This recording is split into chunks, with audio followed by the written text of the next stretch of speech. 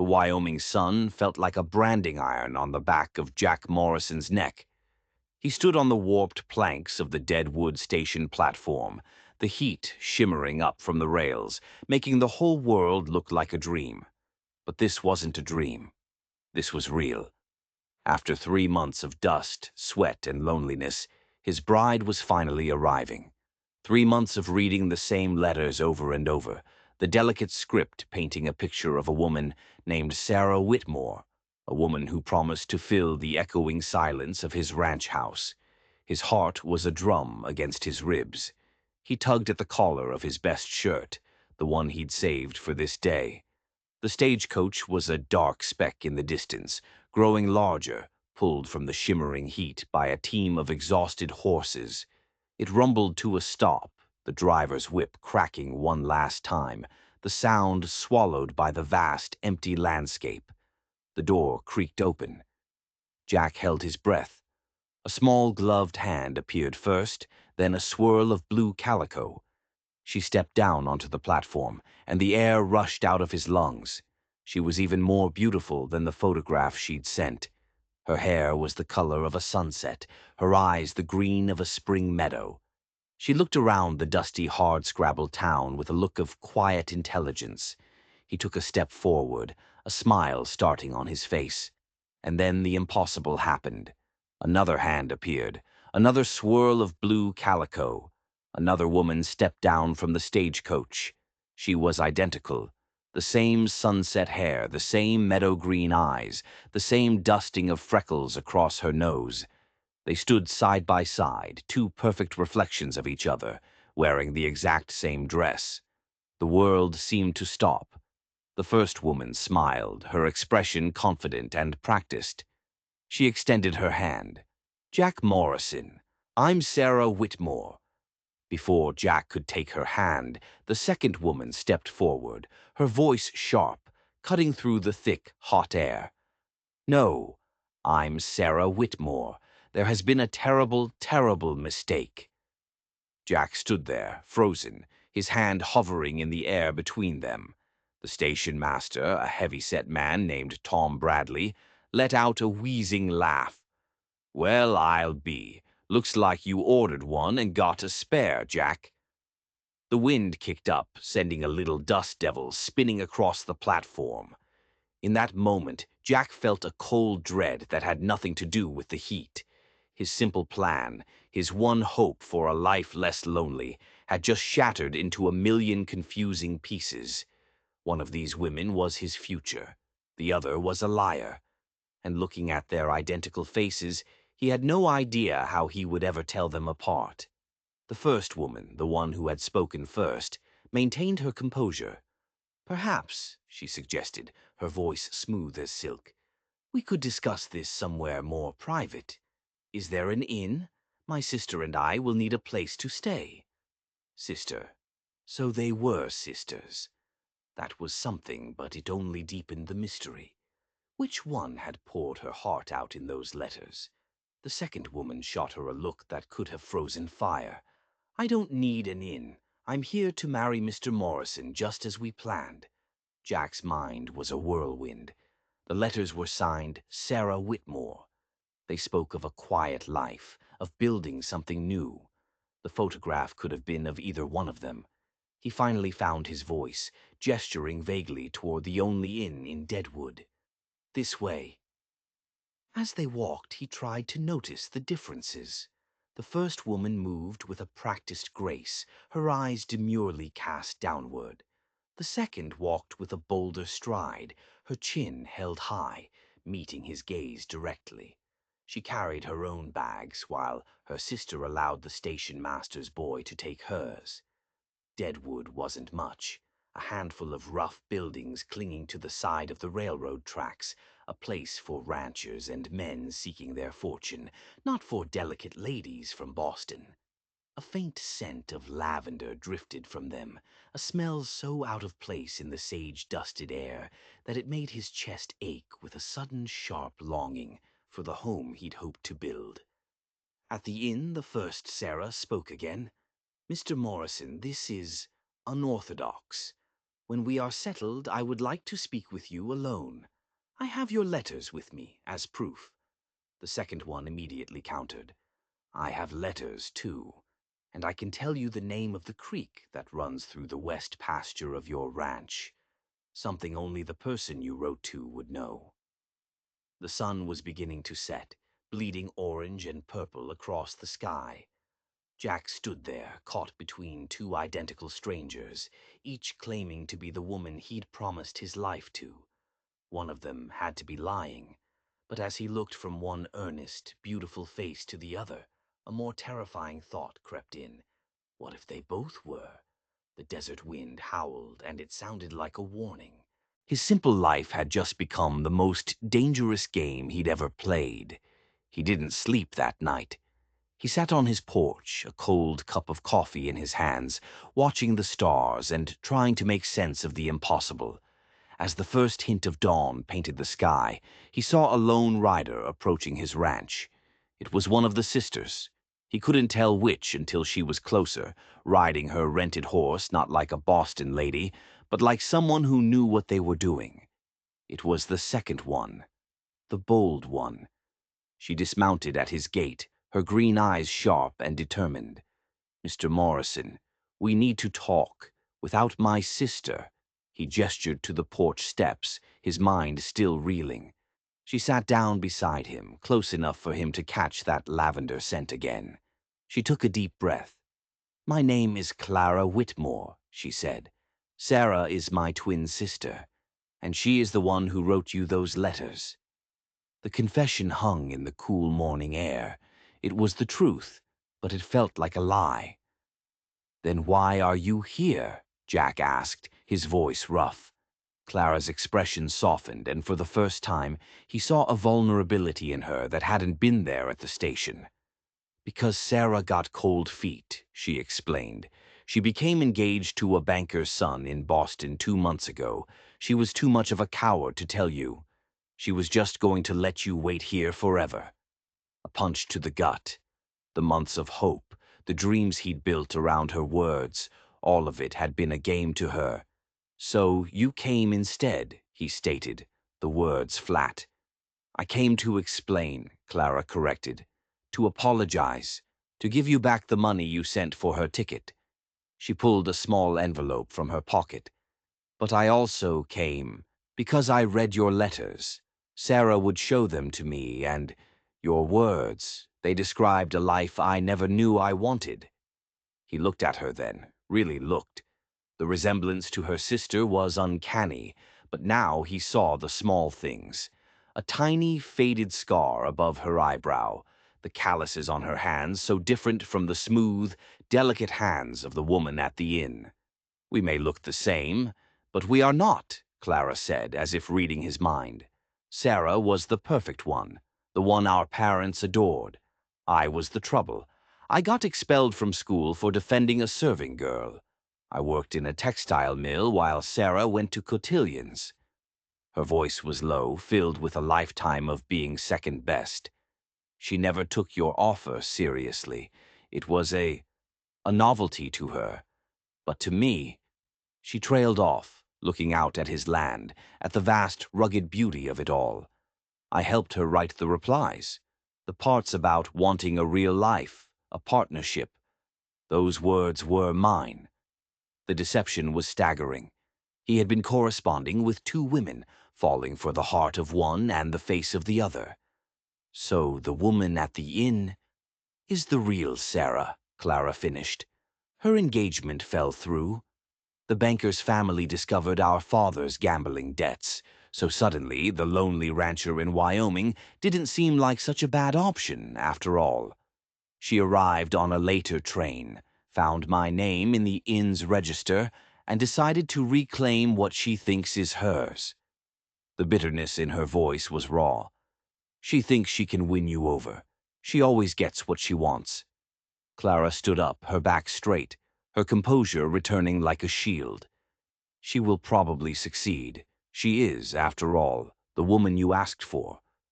"And what if I don't choose her?" Jack asked, standing as well.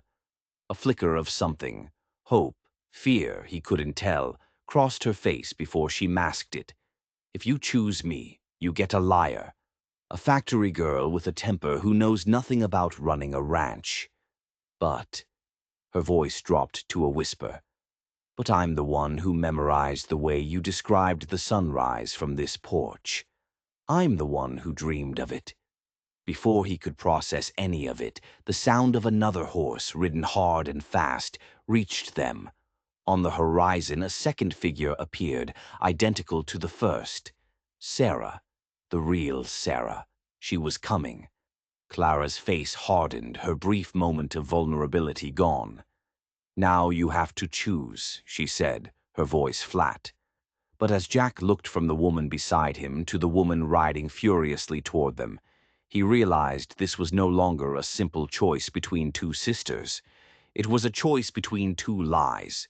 And deep in his gut, he had a feeling the real truth was something far more dangerous than either of them was letting on. Sarah reined in her horse, dismounting with a grace that seemed out of place in the dusty ranch yard. She looked perfect, even with her hair slightly undone from the hard ride. "Jack," she breathed, ignoring her sister completely. "Thank God I found you.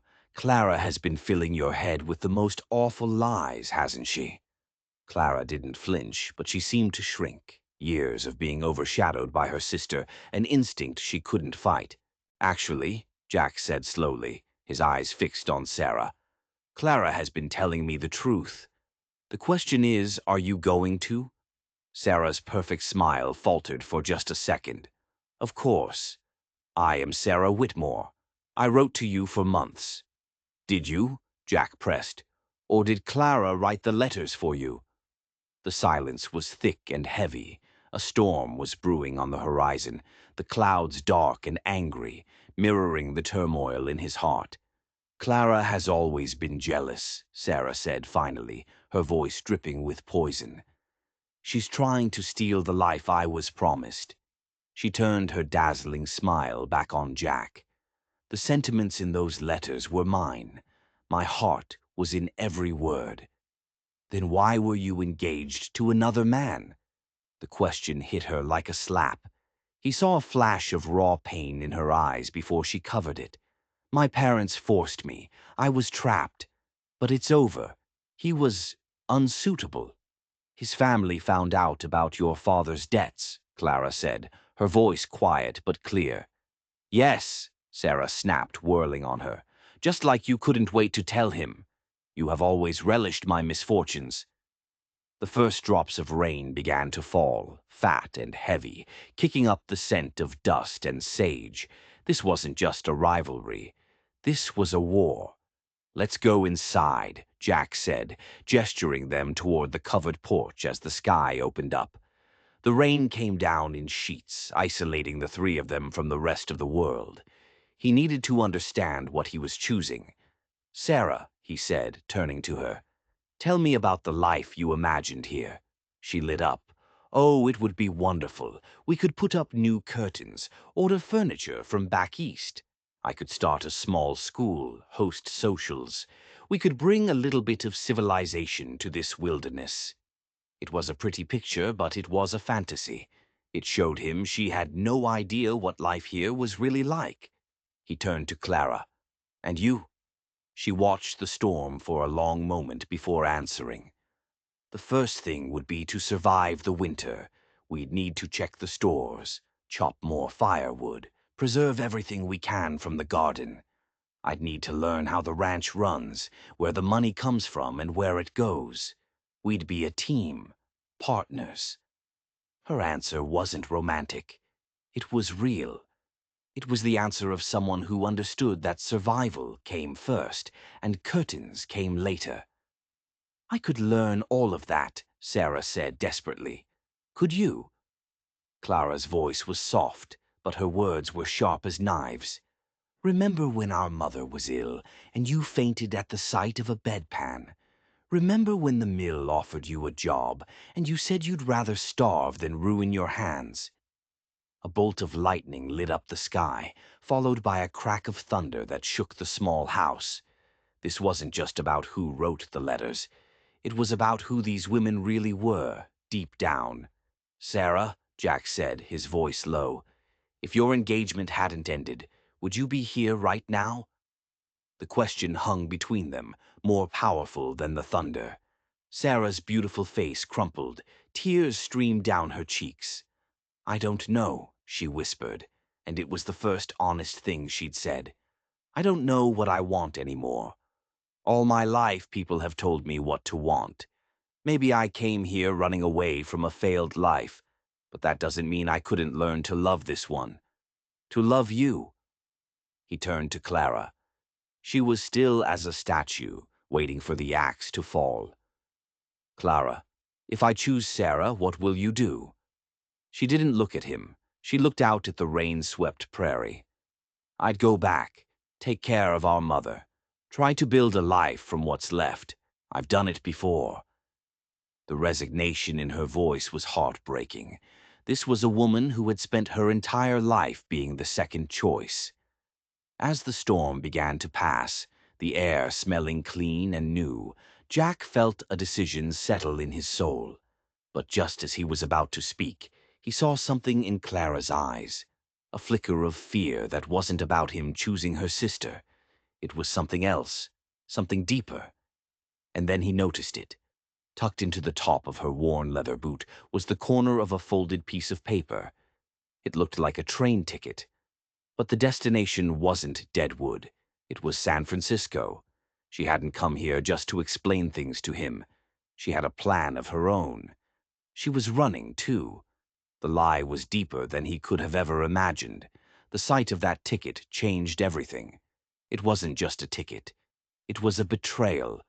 Clara, the honest one, the one who claimed to want this life, was ready to run. The whole story she'd spun about coming to explain, about falling for him through his letters. It was all just a stop on her way to somewhere else. The rain had stopped, but the storm inside Jack was just beginning. He felt a cold fury rise in him. He had been played, by both of them. He looked from Clara's suddenly panicked face to Sarah's tear-streaked one. Sarah was weak, dishonest, and opportunistic. But Clara was a far better liar. She had almost convinced him. He made a decision. It was harsh, and it was sudden, but he was done with games. "Both of you will leave," he said, his voice hard as stone. "The stagecoach leaves in the morning. I want you both on it." Sarah gasped, fresh tears welling. But Clara's reaction was different.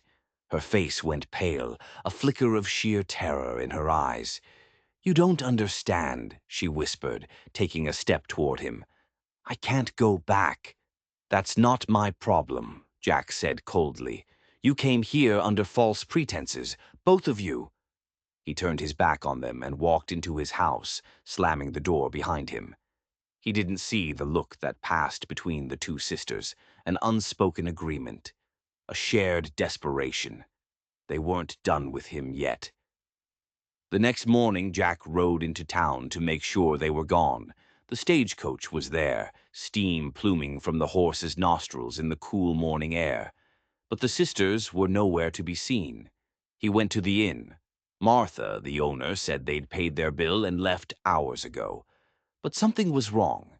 The air in Deadwood felt tense. Men were gathered in small groups, murmuring. The sheriff, a man named Elias Thorne, was standing outside his office, his face grim. "Jack," Thorne said, his voice low. "We've got a problem." He held up a telegraph flimsy. "A Pinkerton detective is on his way here. He's looking for two women, sisters, con artists who go by the names of Sarah and Clara Whitmore." The ground seemed to drop out from under Jack. It wasn't just about a broken engagement or a family squabble. It was a crime. "They're wanted for fraud and theft back in Boston," the sheriff continued. "Seems they swindled a wealthy banker's son out of his inheritance." So Sarah's story about a forced engagement was a lie. And Clara's story about being the wronged sister was a lie, too. They were partners. They had been working together from the very beginning. The letters, the fight at the ranch, the tears. It was all an act, a performance designed to get one of them married to him. But why? His ranch was modest. He was not a wealthy man. Unless they thought he was. He remembered a line in one of his letters. He had been boasting, trying to impress the beautiful woman in the photograph. He'd mentioned a family inheritance and the valuable land his ranch was on. It was an exaggeration, a lonely man's attempt to sound like more than he was. But they had believed it. They had come here to rob him. Just then, a commotion erupted at the far end of the street.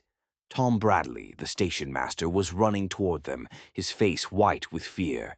"It's the train!" he yelled. "Someone's sabotaged the tracks just west of town. The morning express is going to derail." Jack's blood ran cold. The sisters hadn't left on the stagecoach. They were still here, and they had just created a diversion, a big one.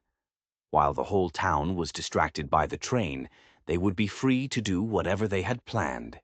He knew, with a sudden, chilling certainty, where they were. They were at his ranch. They had come back to find the inheritance he had so foolishly written about. He spun around, ignoring the sheriff's shouts, and sprinted toward his horse. He had to get back there. He had to stop them. But as he galloped out of town, the distant, terrible sound of screeching metal and splintering wood reached him. The train had crashed, and he was riding right into a trap. The ride back to his ranch was the longest of his life. Every shadow seemed to hold a threat. He wasn't just dealing with two dishonest women anymore. He was dealing with criminals, desperate ones. What were they capable of? He'd seen the terror in Clara's eyes. It wasn't just fear of being sent back to Boston. It was the fear of being caught. He saw his ranch house in the distance, smoke curling from the chimney. It looked peaceful, normal, but he knew it was a lie. He dismounted a ways off, pulling his rifle from its scabbard. He crept toward the house, his heart pounding a frantic rhythm against his ribs. The front door was slightly ajar. He pushed it open, the rifle held ready. The main room was empty, but a fire was crackling in the hearth. A pot of coffee was on the stove. It was a scene of domestic tranquility, and it was utterly terrifying. He moved silently toward his bedroom. This is where he kept his father's old lockbox. It contained little more than the deed to the ranch and a few family heirlooms, but it was the only thing of value he owned. It was the inheritance. He pushed the bedroom door open and froze. The room had been torn apart. His mattress was slashed, drawers were pulled out and emptied onto the floor, and the lockbox was gone. A floorboard creaked behind him. He spun around, raising the rifle. Clara stood in the doorway. She wasn't holding a gun. She was holding a heavy iron skillet, her knuckles white. Her face was pale, but her eyes burned with a fierce, desperate light. "It's not what you think," she said, her voice trembling slightly. "Sarah, she's gone mad. She thinks you have a fortune hidden here."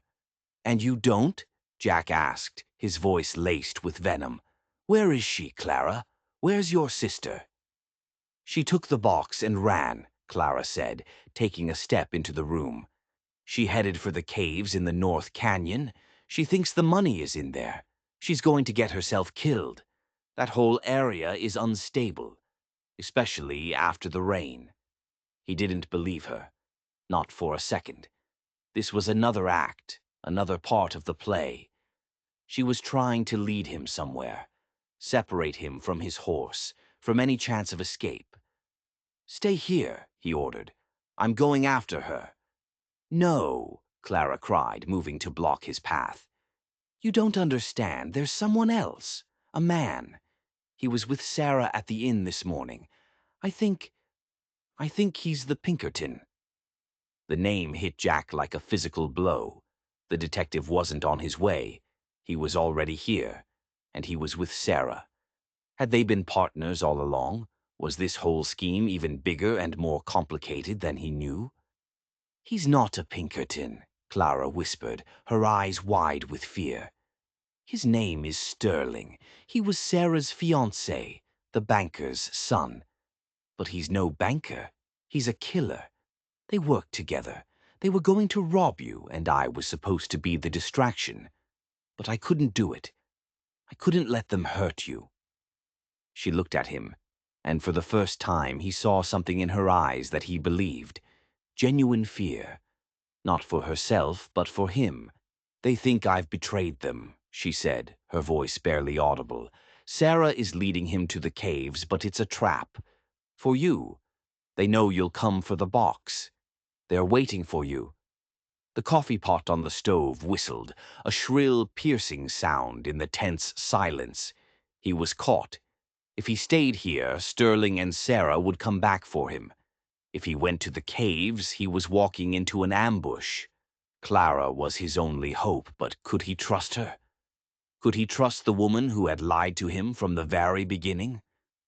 He looked at the skillet in her hand, then back at her terrified face. "What's your plan?" he asked. She took a deep breath. "Sarah thinks she's smarter than me. She always has. But she forgets one thing.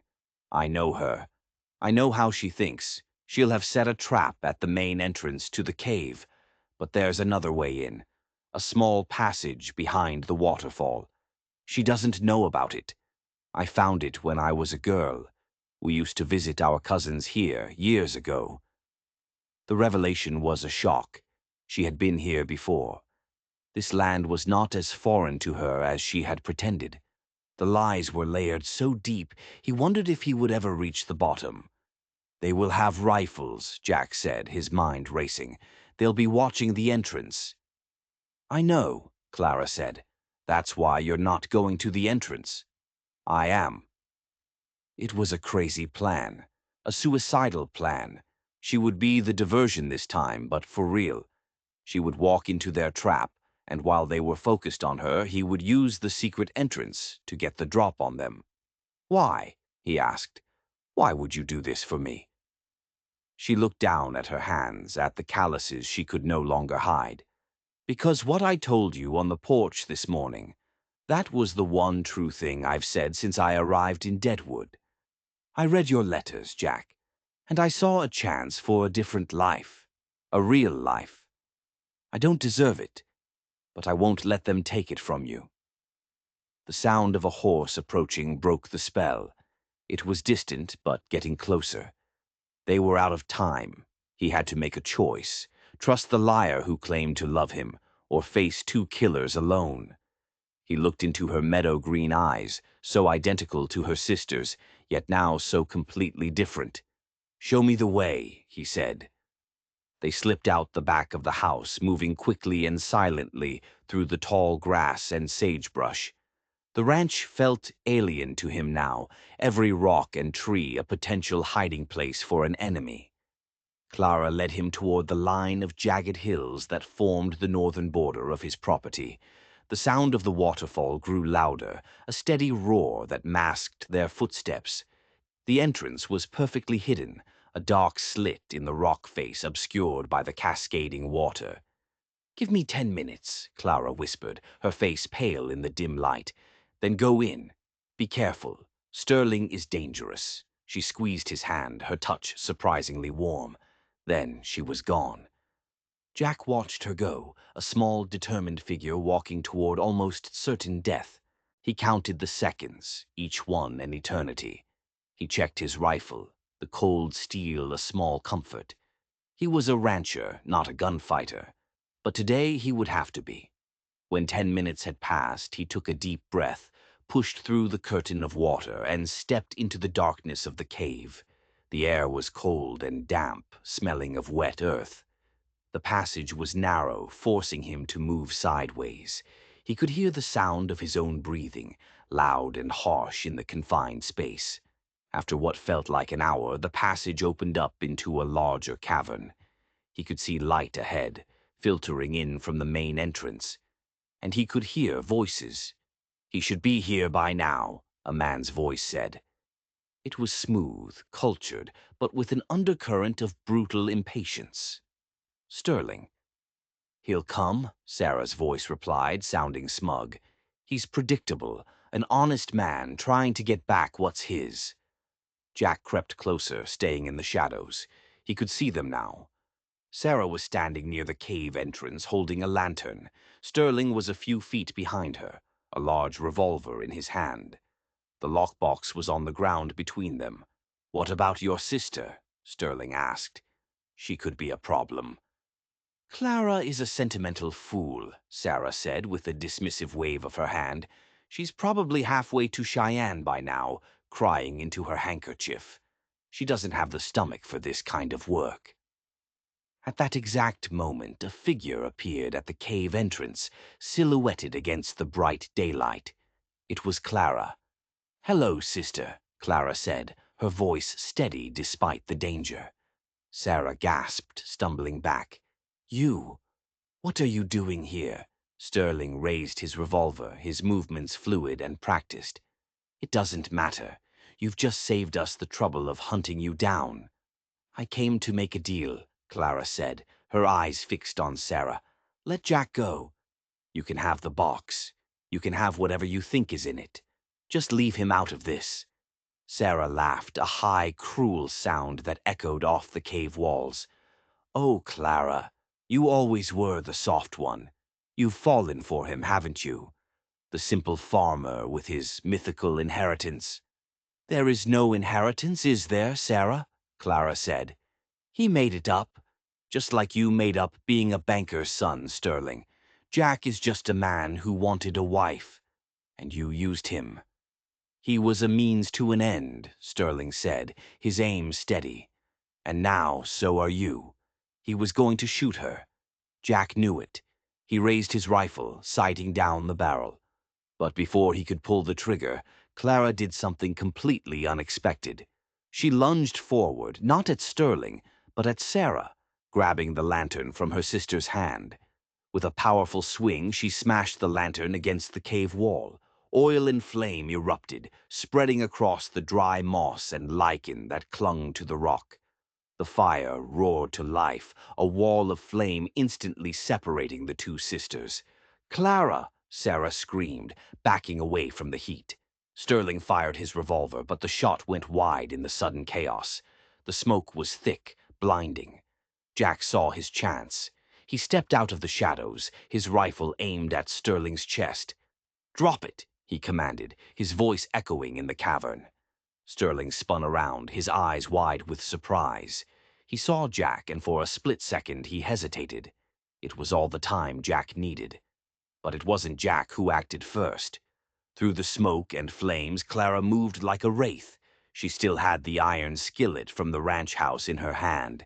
She swung it with all her might, catching Sterling square in the side of the head. He went down like a sack of grain, his revolver clattering on the stone floor.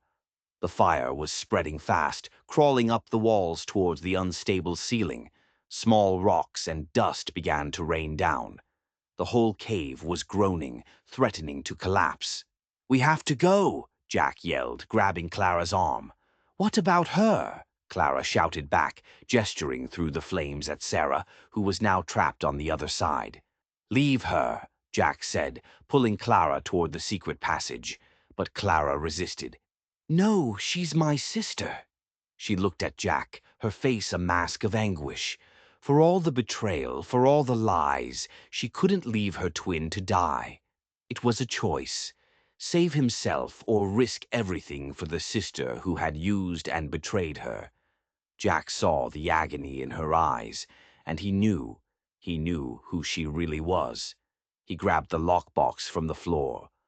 "The waterfall! Go!" he yelled, pushing her toward the passage. Then he turned back to the fire.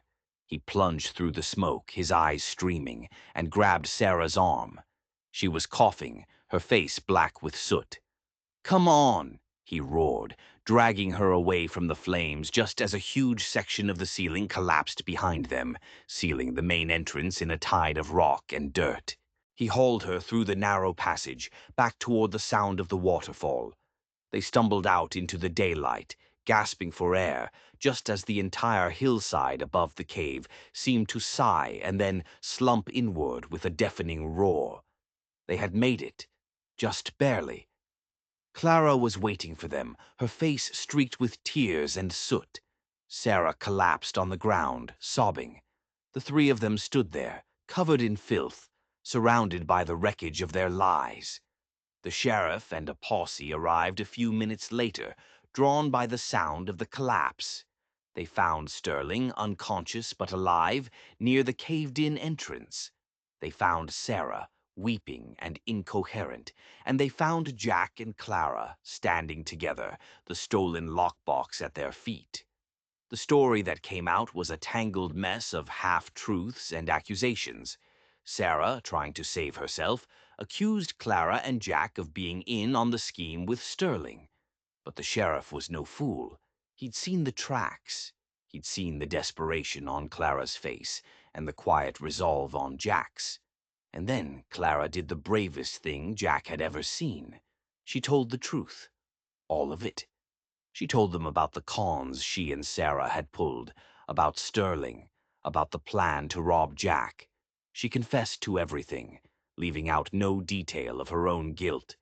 She didn't try to make excuses. She didn't try to blame her sister. She stood before the law and owned every lie she had ever told. When she was finished, a heavy silence fell over the group.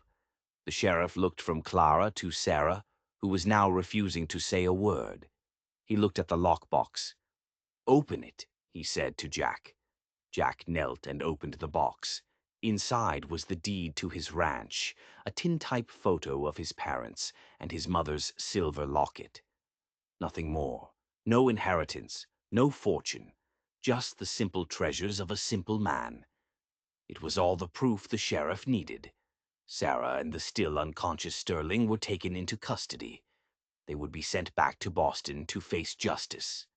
As the posse led her away, Sarah looked at her sister one last time.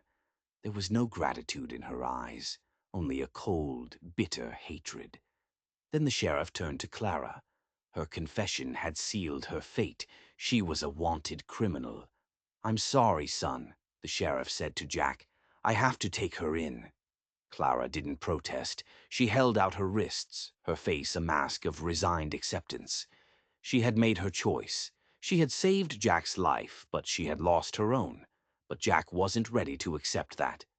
"Wait," he said, stepping in front of Clara. "She's not going anywhere." The sheriff raised an eyebrow. "Jack, you heard her. She's a confessed accomplice."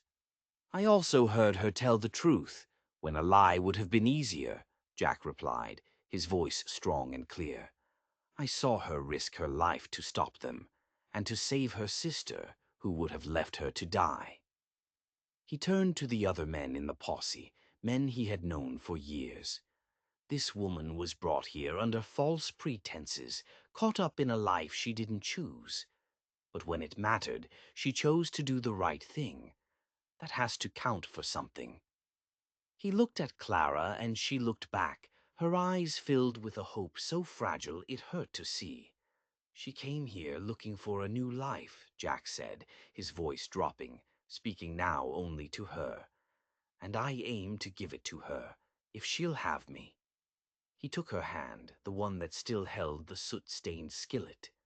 "Clara Whitmore, you came here pretending to be a mail-order bride. But I'm asking you now, for real. Will you marry me?" Tears streamed down her face, washing away the grime and soot. She nodded, unable to speak. The sheriff watched them for a long moment, a slow smile spreading across his face. He looked at his deputies.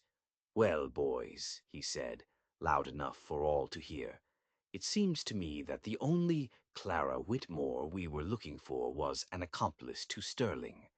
This woman," he said, gesturing to Clara, "was a victim, held against her will, and thanks to Mr. Morrison here, she's been rescued." He tipped his hat. "My apologies for the confusion, ma'am. It was a lie, a beautiful, glorious lie, offered up by a good man who understood that sometimes justice isn't about the letter of the law, but the spirit of it. A week later, Jack and Clara were married on the porch of the ranch house. The whole town came.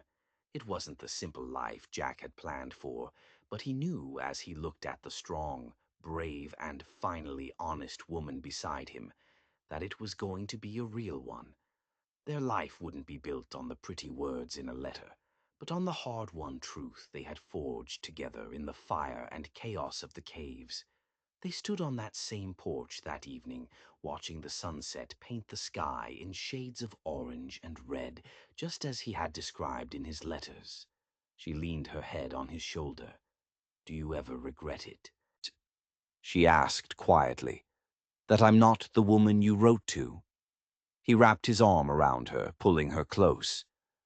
"I wrote to a dream," he said, "but I'm married to a reality, and reality, it turns out, is a whole lot better." The wind whispered through the sagebrush, and for the first time in a long time, it didn't sound like a warning. It sounded like a promise.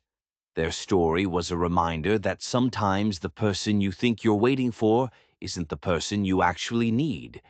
And that true love isn't about finding someone perfect, but about finding someone who is willing to fight through their own imperfections to be perfect for you. What would you have done in Jack's place? Would you have trusted Clara? Let me know in the comments below. And if you enjoyed this story of love, lies, and redemption in the Old West, make sure you hit that subscribe button and ring the notification bell, because we've got a lot more tales to tell.